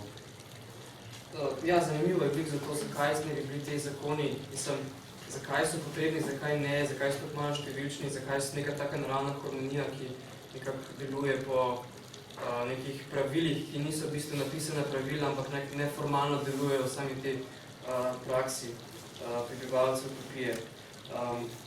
In ravno ta naravna harmonija je v bistvu ta materialna praksa, recimo mora biti tukaj zelo detajlno. Mene res fascinira, kako je določil, oziroma ne veš čisto dobro, ali določa postav pravilo, ali pa pač dejansko ne naredi tega, ker opisuje ta hitro, da je pač lik Thomasa Morea, kakšno je tisto stanje, realno stanje utopije na tem otoku. In recimo opisuje, kako se neke zelo striktne urnike, neko tako zelo reglementirano materialno prakso, ljudje, ne vem, delajo toliko časa, striktna ura, 6-8 ur, spijo 6-8 ur, vsak dan imajo kosilo, ki traja tako, potem imajo večerjo, ki mora biti družina vsa zbrana na nek specifičen način, oče mora biti poglavar, da celo reče, da vsi zraven poslušajo glasbo. Zelo preveč podrobno na nek način celo opiše ta način delovanja same utopije, kot da je pač res sama pravila, ki bi jih utelesili ti prebivalci. In edino, kar pa lahko zmoti to naravno harmonijo materialne prakse, je pa nek tak odklon od tega, nek tak odklon materialnosti, ki je v bistvu mogoče celo nek način presežna materialnost, neka telesnost. In ta telesnost, kot nek hedonizem, uživanje, ki se veže recimo na lastno telo, je pač na nek način tisto, kar hoče mora v bistvu iztrebiti. Glavni problem privatne lastnine je v bistvu tista implicitna predpostavka, oziroma nekako se mi zdi, da mora celotno utopijo zastaviti na ta način, da se vpraša, kaj pa, če preprosto ne bi bilo privatne lastnine. In se mi zdi, da preprosto iz te teze izpelje celotno utopijo, ker je dosti zanimivo, tako dosti koherenten in rigorozen način mišljenja, pravi sistem mišljenja za ene take teze vam spelje. In privatne lastnine, recimo, največji problem je glih pomoril to, da lastniki teh privatnih lastnine so tisti, ki jim ni treba delati, zaradi tega, ker imajo delavce na svoje privatne lastnine, ki pač vložijo toliko več dela, kot je bilo treba, da lahko tisti, ki pač imajo to privatno lastnino, ki so v brezdelju, lahko preživijo in so na sladji in ne vem še čem, tako da imamo nekako tako osnovno delitev tistih bogatih, ki pač uživajo v neki prevzetnosti, ki je pač glavni greh pomoril. In na drugi strani imamo preveč obremenjene delavce, ki pač samo garajo, zato da lahko drugi uživajo. In nekako tega pač ne more biti več v utopiji, ker je s tem naravnim redom vse to odpravljeno. Pač to je nekako predpostavka. Če ni privatne lastnine, ni teh telesnih odklonov, ni hedonizma, ni uživanja in potem nekako utopija naravno funkcionira, ker je izpeljava se iz te osnovne teze. Ampak vseeno je pa tudi iz tega dejstva zanimivo, to, ker je neomenil, da vseeno pa je politična ureditev, vseeno je država. Recimo, mislim, da je podnaslov knjige je zelo tako, sicer malo humorističen, ampak zelo zgovoren. Evo ga. podnaslov cele knjige, ki je pač naslov Utopija, je o najboljši državni ureditvi in novem otoku Utopiji. Resnično zlata knjižica, nič manj koristna kot zabavna znamenitega Thomasa Moora, prebivalca in šerifovega namestnika slovitega mesta Londona. Skratka, najboljša državna ureditev. Ampak po drugi strani, zakaj bi to mogla biti državna ureditev, če imamo neko naravno harmonijo, to materialno prakso, ki v bistvu deluje sama po sebi, ker ni privatne lastnine, ampak vseeno imamo potem državo, imamo zakone, imamo neko politično ureditev, imamo neke vladarje, mislim, da celo strukturo spostavil, mislim, da so vsi programki, Trani Gori, ki se pač bolj ali manj iz družine nekako vse, pač osnovna celica je družina, potem vodje družine izberejo neke voditelji, ki so sifogranti, 10 teh, potem Trani Gori, tako naprej pride potem do vladarja. Skratka, ta politična struktura ni čisto jasno, zakaj bi bila, niti ni jasno, zakaj bi zakoni bili, če pa ta telesnost, ki ne bi zakoni izvajali, to hedonizem, to uživanje, preprosto se ne more zgoditi. No, zakaj potem država, zakaj zakoni, zakaj vse to, je neka taka stvar, ki pač se mi zdaj tukaj ne more dobiti odgovora primorno. No, nekako zanimivo je tudi to, da utopija je pač vedno najboljša država, država, oblast in zakoni tukaj nimajo svojega mesta. Skratka, utopija, kjer je država nujna, ampak v bistvu je zreducirana na čisti minimum, zakonov je najmanj, ljudje so najmanj odtajeni oblasti, ampak še vedno je pač čist prazna funkcionalnost te oblasti, istočasno pa mora obstajati, kar tak paradoks te utopije. Ja, pri privatni lastnini je zanimivo, no, ker se res dobro povezuje in s tem, se pravi, minimalnim številom zakonov na eni strani in na drugi strani s tem, da v bistvu se nekako se zdi čudno, da pač, kot si rekel, se pravi, pri Mooru obstaja nek sistem, nek politični aparat, ampak nekako ni jasno, kaj točno ta aparat o čem sploh odloča. Zdi se, da če o čem odloča, so tu res neke izjemne situacije, kadar je treba med nekima dvema distinkcijami se pač potegati neko odločitev. Ne gre pa za to, da bi imeli ti ljudje neko konstantno delo v smislu kot politiki ali pa kaj podobnega. Ne? Ampak privatna lastnina je v najširšem smislu v tej egalitarni družbi nepotrebna zato, ker imajo v njej vsi enako in je nesmiselna sama kvantifikacija količine lastnine posameznika. Se pravi, če imamo egalitarnost, ne rabimo lastnine in če imamo lastnino, pa nimamo egalitarnosti. Na nek zelo poenostavljen način bi se mogoče dalo tako temu reči. Se pravi, privatna lastnina je že tista, ki naznačuje premoženjsko razliko, se pravi, da so eni bogatejši od drugih in zdi se, da pri Mooru je ta bogatstvo vezano tudi na to koncept slabe oblasti, se pravi, da začnejo tisti, ki imajo več lastnine, vladati tistim, ki imajo manj lastnine. Je pa še neka druga pač ideja tukaj zadaj, se pravi, če nimamo privatne lastnine, nimamo tudi te možnosti bogatenja oziroma revnenja, kako je bilo nasprotje bogatenja, se pravi, nimamo možnosti povzpenjanja in padanja po družbeni lestvici. Pravzaprav se zdi, da pri Mooru sploh ni te družbene lestvice, ker tudi recimo za to kasto politikov sploh ni jasno, zakaj bi bilo tu jemano kot nek prestiž ali pa kaj podobnega, zakaj bi sploh ne bil hotel delati take stvari. Ne? In druga stvar je tu, ko smo govorili, da je nekako minimalno število zakonov. Zdi se, da so zakoni zmer nekako, kot da bi zakoni izhajali iz tega, ne? Se pravi, iz zakon je tisto, kar močnejši pripravijo za to, da se podjarmijo šibkejše. Se pravi, če nimaš tega razlikovanja med bogatejšimi in revnejšimi in tako naprej, je tudi dosti zakonov nepotrebnih, recimo, nepotrebni so zakoni, ki bi varovali lastnino in nepotrebni so zakoni, ki bi recimo uveljavljali zahtevke po lastnini in tako naprej. Zdi se mi ful zanimiva ideja, čeprav Moore recimo ne uporablja koncepta konkurenčnosti, da pri njemu na nobeni ravni nekako ne pride do nobene konkurenčnosti. Ne. Tudi recimo prej, ko smo o seksualnosti govorili, on govori zelo poenostavljeno, pač nekako en mož, ena žena, vsak eden na enega, nikjer ne pride do, da bi recimo tukaj prišel do nekega konkurenčnega boja ali pa kaj tašnega, se mi zdi, na nobeni ravni tu ne obstaja. Ne. In ja, koncept konkurenčnosti se mi zdi tako zanimiv, ne, ker v bistvu ga porabljajo, se ga danes predvsem recimo v neoliberalni teoriji, ne, se pravi konkurenčnost kot nek dost idealiziran pojem, ampak se pravi, kaj pa mene zanima je, ne, a je zdaj ta ukinitev privatne lastnine dost za ukinitev konkurenčnosti, ne, ali pa recimo, če rečem na nek drugačen način, ne, a se konkurenčnost ne sam premesti nekam drugam, ne, če recimo imamo, ne vem, ta primer, kakor je bil pri Campanelli, ne, imamo tega filozofa, metafizičnega modreca, najpametnejšega človeka in tu je ideal za popoln sistem. Ampak kako smo mi lahko prepričani, da ne bo prišlo do neke konkurence na tej ravni, da bo začelo tam 10 različnih ljudi pretendirati po tem, da so oni najpametnejši ljudje in bo tu pač to državo pripeljalo v nek kaos, ne. Se pravi, da se ti pač konkurenčnost preseli na ta nivo, ne, da pride pol do državljanske vojne in tudi vemo, ne, recimo pri Platonu, na tega lika, filozofa, vladarja, zmer spremlja sofist kot nek njegov konkurent. Ampak pri Platonu je tudi tako, da pač resnica zmer zmaga nad sofizmom, ne. Se pravi, ideja je ta, da tukaj ne pride do konkurenčnega boja, zato ker nekako je resnica bolj konkurenčna od sofizma, ne.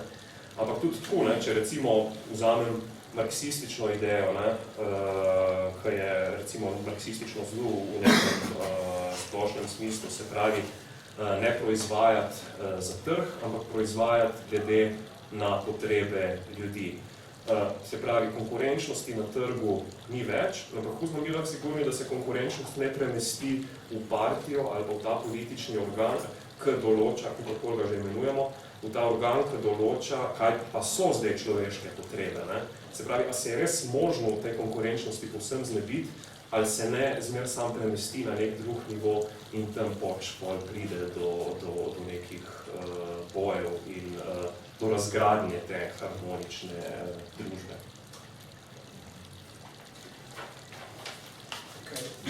Mene moti to pri Moru, ne, da je v bistvu on na ekonomistični bazi dela. Platon dela pa na drugem področju, na področju vrlin človeka, ne. Voditelja, vojaka, obrtnika in tako naprej. Vsi imajo vrline. V tej naprej ne bi bila ta bolj napredna, kot je bila Platonova, ampak ni. Je še šla nazaj v primitivizem. Ne, to nekako ne paše skrb, ne. Če človek nima vrlin, nobenih, pa nobenih vzgojenih, pa nobenih svojih, mislim, taka družba ne more obstati, ne. Ne more biti stabilna. Človek mora imeti vrlin v taki družbi, če hoče, da je idealna, ne. In tukaj pa ni neč, ne, tudi pa se neki zmečkano, ne, zmečkano za neko čudno ekonomijo, pa nekimi čudnimi ideali, pa mogoče, ne? To je res zanimivo, ne se ne, res je zanimivo, ker se mi zdi, da moram nekako skozi govoriti. Mislim, res izhaja iz tega, da ni privatne lastnine in zgradi celo to, kako bi rekel, materialno bazo ekonomske produkcije. Ampak na neki točki... samo v ekonomiji, samo ekonomije pa dobre družbe ni. Ja, da se mi zdi na neki točki vsejem proba, tako zelo na hitro se mi zdi nek primer vere, da, ker prav, da so v bistvu vse vere dovoljene, razen tiste, kjer, kako že reče, da je duša umre s telesom.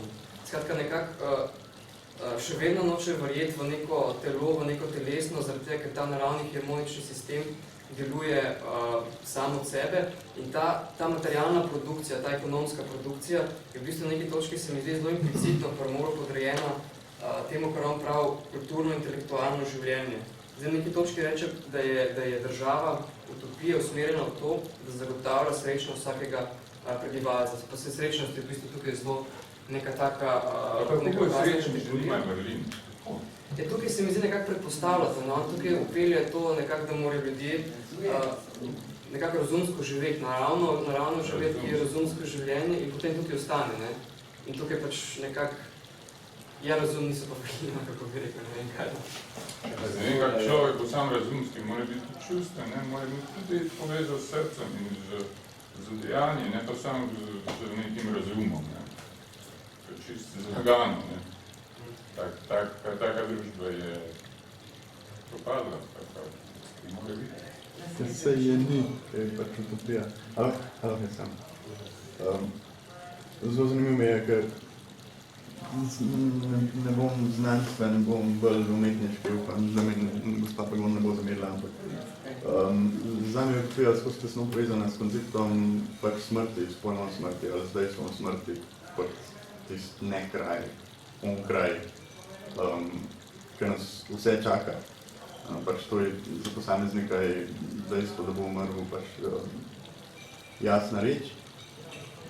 Kar se pa tiče razvoja sploh utopične misli, da sploh mislimo utopijo, je tudi povezan s temu, ker recimo v začetki sekularizma, razsvetljenstva ni več obljube posmrtnega življenja, pa začnejo ljudje razmišljati o najmeni kontinuiteti človeške družbe, nečesa, kar bi zagotavljali vsaj en privid nesmrtnosti posamezniku na svetu, v družbi. Tako da, sam z tega stališča sploh razmišljati o tem, kakšna bo popolna družba, ko enkrat bo, je utopično, ampak je dobro, da je utopično, ker s tem si nekako hranjamo, mirimo strah pred smrtjo in tako naprej, sploh razmišljamo na utopičen način, bolj se mi zdi pomemben sploh razmišljati o temu, ali lahko polagamo svoje sile, svoje energije v eno družbo, ki se nam zdi toliko smiselna, da bo vodila, ne vem, našo posamezno biti naprej v prihodnost, kakor pa razdelati popolno družbo, ki je pač v nobenem primeru, se mi zdi, ne bomo drugili. Mogoče še kakšen kratek komentar, mislim, da smo že kar pozni. Ja, jaz bi prej, ko ste rekli, da se konkurenčnost, da se v bistvu, če se jo na neki sferi pač pokrije, da pač pa začne puščati neke druge, če se to izrazim. Kakšna bi bila v bistvu problematika, če bi ta sfera bila znanost, se pravi, da se nekako, kaj ste rekli, da kdo določa te človeške potrebe, ne? Da bi se pač ta konkurenčnost manifestirala samo na področju znanosti, kdo bo recimo pač tisti, ki bo bolj točno določil človeške potrebe in tako, ne vem, to sem jaz sam mislil. Ja, zanimivo. Mislim, si tu je, ne, pač samo ne problem, kaj je znanost, oziroma recimo ta Saint-Simon, mislim, da je on imel tako, ne, on je imel ful ideal, da pač, če hočeš ti imeti utopičen sistem, moraš imeti nek univerzalen jezik znanosti, ful se je ukvarjal s to ločnico na družboslovje in humanistiko. In to družbo, v kateri ne bi bilo, on je bil proti vladavini razreda, se pravi, ne smejo vladati neki filozofi, vladari, neka specifična vednost, ampak mora biti neka univerzalna vednost, v kateri se sploh lahko vsi sporazumevamo in znotraj katere so jasna pravila. Decentralizirana reprodukcija tega znanja. Ni nek decentralizirana. Mislim, da je prav država, v kateri na nek način vladajo znanstveniki, tehnokrati in tako naprej. Mislim, tu je nek ideal, ampak jaz mislim, da težko, pa se v vsakem primeru pojavi, ne vem, kdo, ko bo rekel, da je pa to prava znanost. Sej, to reči, v bistvu še prej, ne je bilo zanimivo, da sem prvič v mislil, da sem naredil ta pregled statistik, ko v bistvu, mislim, zdaj, ok, te utopični socialisti so malo anomalija, ampak v resnici je tako Moore, ne utopist, ampak zadnji utopist, tam, ko se je tako bila utopija že v krizi, ne, mislim, si rekel, da pač pa ne mogo zastaviti, tako že imajo problem procesa, kako prihne. Mislim, po njem ljudje niso razjeli utopij, pač politični mislci moderne dobe, ne, je šli v to povedati, kako je zadeva dejanska, mislim, to Hobbes so prav, pač te niso delali utopij. In v bistvu vedno razlog je ta konkurenčnost, oziroma subjektivni princip. Tako da, po moje, da v bistvu ima te utopične, v bistvu za utopične socialiste je treba pojasniti, da 20 spet na neki točki zdela, da je možno nekaj razmišljanja v prihodnosti. Ampak pora je pred tem so vsi že vedeli, v bistvu, da utopija ni možna na ta način. Mislim, ta Marxova kritika je bila, mislim, pa Hegel že skoraj eksplicitna, ampak tudi Rousseau, pač tako bi že ne vedela, pa to. Mislim, ista misel je nekaj v odzadju, utopija ni možna. To je v bistvu podlaga politične misli modernosti. Se po tem kontekstu zanimivo, da glih te teoretike družbene pogodbe, ki si omenil, so mogoče glih samo obratno videli. Namesto, da bi mislili prihodnost, mislili, kakšna je bila preteklost in kako nekako različno zdaj v sedanjosti. Mislim, da ti se nekje reče, da v bistvu konec koncev gre za, kako bi rekel, obrnjeno utopijo. Ja, ni šlo za toliko jasen padec, to je bolj obrnjena utopija. Ne vem, pač obrnjena utopija, ampak vedno se šlo bolj iz tega v neko bližno prihodno sedanjost, pač pokazano. Ne, se je neka razlika, samo se mi zdi, da je še vedno lahko kot odgovor na to, ne pač. Ja, recimo, ja. Mislim, želim za to, da so šli bolj razložiti, kako je, pa zakaj so stvari take, kot so, kje so omejitve tukaj, ne. In to so pač z neke naravne podlage. To so samo taka fina vprašanja, ja. Posebej kaj v znanosti.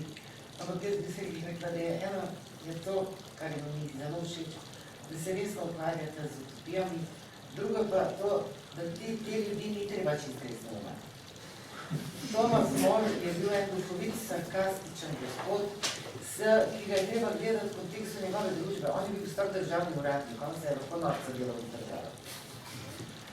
Saint-Simon je bil previči vojak. On je z veseljem govoril o brezrazredni družbi, če se mu ni mogel zgoditi kot plemiču. Malo je treba ta kontekst tudi poznati na nek način. Jaz jih vam grozno rado, vsi so bili eni čudaki. Največji čudak je bil seveda tudi Polon Damko. Ta je bil res največji čudak. Ta je bil tako prepričan, da živi v najslabši možni družbi, da je vse življenje nosil rokavice. In odbiral. To je neutopični družbi. Podobnič, to je grozno veliko. Ampak ni pa res, da ni bilo več utopikov, da so bile. Samo začeli so jih, definirala jih je definicija socializma. In do takrat, od takrat naprej se je potem utopije drugače razvrščalo. Te se pa kot stališča marksizma se je te imenovalo kot zadnji klasične. Ko sem jaz delala zbornik o utopičnih socialistih, je bil veliki metafizik, to je bilo takega, na nek način nenaklonjen nekaterim akterjem. Recimo, najbolj so bili nenaklonjen od Prodolov, ki je bil najbolj anarhističen in revolucionaren. On je naredil tekst Vlastnina je Tartina, ne, in podobno. Pa so imeli teorija, marksistična filozofija, čisto tudi akademska. In zunaj je imeli raje tisto, kar se je imenovalo osnove pa predhodniki znanstvenega socializma, kot pa te revolucionarne preboje. Še vprašanje? Ne vem, kaj bo, ampak hvala za predavanje. Sem mislil, pa nasprotno reči, da pravzaprav vsaj novoveški utopiste bi se splačalo imati pa izredno resno. Jaz mislim, da separat jih v nekih segmentih kot neke surogate, na kakšen način se je takrat misleno in na kakšne načine se je predstavljajo neke možne prihodnosti in neke možne razvoje. Jaz mislim, da bil omenjen Saint-Simon in moče poiskati izredno podobne povezave med recimo Baconovo Novo Atlantido in tem, kar je počel Kong, kjer enako in on izpelje to v znanost, ki je sociologija, pri njemu še na star način pojmenovana sociokracija, ki nosi zelo podobne elemente, kot ste vi cel večer predstavili. To je nekako pobeg od politike v tehnokracijo, tehniko, znanost, harmonično družbo in tako naprej. Mislim, da jih ne bi kazalo brati tako ločeno, ampak na nek način imamo dokaze, da tudi v znanstvenih disciplinah pridejo te elementi. So to pravzaprav načini, kako se takrat predstavljajo neke možne prihodnosti. In na zadnje, današnji čas je prežet z nekimi utopičnimi elementi in se hotel vas pravzaprav to vprašati, če ste se ukvarjali z elementi utopiji v današnjem času, recimo predvsem na točki neke nenehne dislociranosti, to recimo nenehno govorenje o viziji. Šteješ samo, koliko imaš vizijo o prihodnje, ta tukaj zdaj se legitimira zgolj, ko se vidiš, kako se vidiš čez 10 let. Je tisto bistveno vprašanje. vedno manj te sprašujejo, kako se sploh vidiš tukaj in zdaj. Ti sploh si tukaj in zdaj. Torej, a vidite elemente, če ste se s tem ukvarjali, recimo temu distopični elementi ali pa elementi dizolociranosti doma. Če, kakšna ideja, sugestija. O eni utopiji sem celo bral, ki se je realizirala. In sicer to je bilo v Franciji, nek trgovec, veletrgovec, naredil center trgovski in potem je razvijal po neki tej utopični teoriji, šolal je svoje trgovce, stanovanje jim je gradil v bližini tega svojega centra, ki so morala biti zelo lepo opremljena in tako naprej. Pri njemu so trgovci dobesedno uživali, šolali so se, vse imeli samo zastonj praktično. Ampak to je samo ta kasta teh trgovcev je živela tako, ne? Vse okoli njih je bila pa revšna in nazadnje se skupaj propadli, se sesul, ne? Ker je pač on je bil toliko zagret, da bo to utopijo naredil. Ne? In nazadnje se je pač v praksi podarilo vse skupaj, ne? Je pa zaživelo, ne? Tako da v bistvu neki so pa lahko doživeli, ne? V tem smislu te utopije. Spravniki so v realnost spravili, ampak potem so se sudili. To so bolj poskusi komunarske, ne take narave. Nekateri teoretiki si pa zadevajo dokazati, da so bile krekovske slovenske zadruge neke vrste take ideje. To niso utopije. Svesti, ko je rekel Badil, zelo hudo je rekel. Bog nas vali v resničenih utopij. In je s tem pač mislil, to bo sporedobil se in še kakšno naprej. Tako da je treba, jaz nisem mislila, da ne rečem v tekstu, ampak da teh duhovitežev iz 500 let nazaj ni treba, ni jemati kot nekaj, da sami sebe do sebe so bili distancirano duhoviti, no, to je treba v dobro šteti. Veliko je, kot smo mi, to se res smemo. Ker mislim, da na tej točki res lahko čas zaključimo. Rešeni smo bili neprijetnega vprašanja. Mogoče kdaj, ko postaviš komu drugim, naslednjič na vrsti. Res vas bi lepo povabil, da prijete naslednji drug torek. Čez en mesec. Kot rečeno, kroži hip telo in utopija socialne koreografije v času za to na javne smere.